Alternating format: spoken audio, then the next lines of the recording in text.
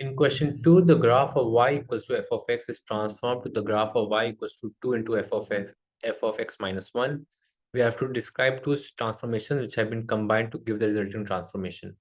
Now, if we have y equals to f of x and it becomes y equals to 2f of x, that would mean it has been stretched in the y direction by a factor of 2. So we can write there has been a stretch in the y direction, and the scale factor will be equals to positive 2. And if we have a function, let's say y equals to f of x, and it becomes y equals to f of x minus 1, it means that there has been translation in the x direction of unit 1 or a vector 1 and 0. So this will represent a translation, and the translation vector will be 1, 0.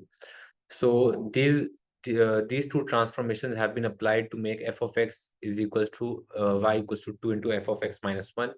Now, it doesn't matter in which order we put them. We can put translation first and then stretch, or stretch and then translation. It will still result in y equals to f of x being transformed into 2 into f of x minus 1.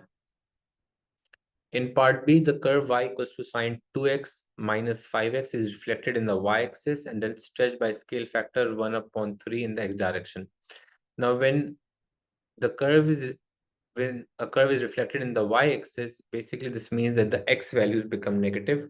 So if we have y equals to sine of 2x minus 5x, after a reflection in y direction, so reflection in y-axis basically makes, let's say if we have y equals to f of x, it becomes y equals to f of minus x.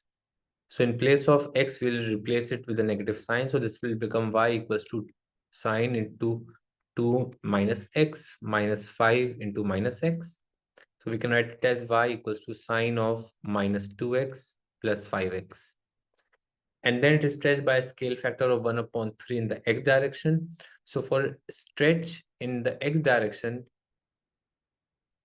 we know that if we have a function f of x, so let's say if you have a function f of x and it is stretched in the x direction by a scale factor of a, so this becomes f of a upon x, or x upon a. So in this case, as the scale factor is 1 upon 3, so the x will multiply by 3. So if it is 1 upon a, so this becomes a 3. So if I want to write the scale factor as 1 upon a, so this will become a multiplied by x if the scale factor is 1 upon a. And this was if the scale factor was positive a. So now the scale factor is 1 upon 3. So this will become y equals to sine into minus 2, and this will multiply by 3. So this will become a minus 6x plus 5, and this x will also multiply by 3. So 5x times 3 will become 15x. So the final answer will be y equals to sine of minus 6x plus 15x.